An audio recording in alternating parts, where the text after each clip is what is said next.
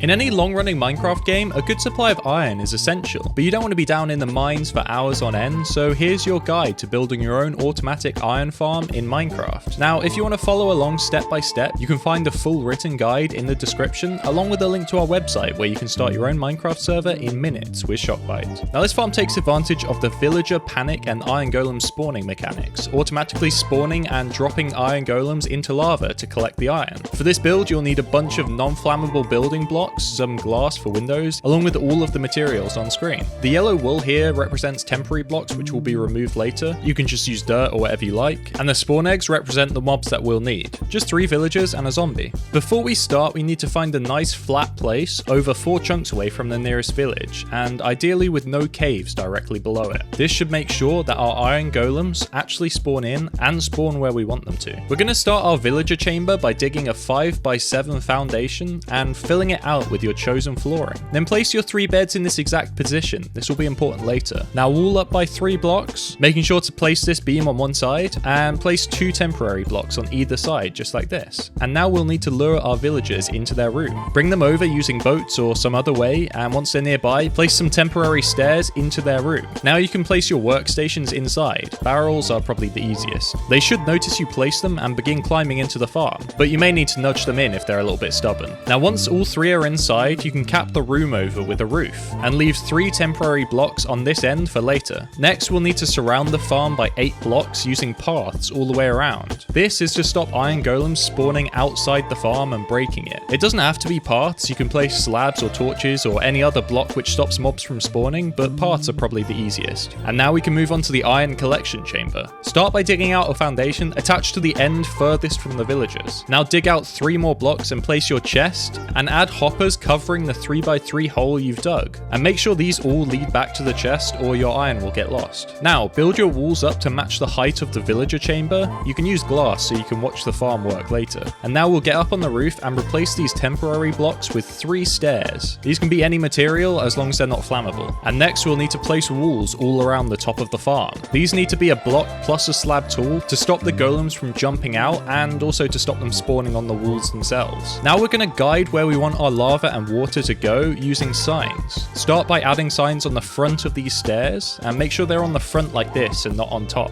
Now follow this pattern. We basically want to create a bowl for a single lava block, as well as blocking the water from pouring over into the lava. And now we should be ready for the buckets. Start by placing the lava on top of the central sign. If you've done it right, it should stay as just 1 block. Now we have to waterlog each of these 3 stairs. This will help prevent the golems from getting stuck on the edge. And finally place 3 water sources on the far end here to create a water funnel into the lava. And the last thing we need to do is add a zombie to make the villagers panic.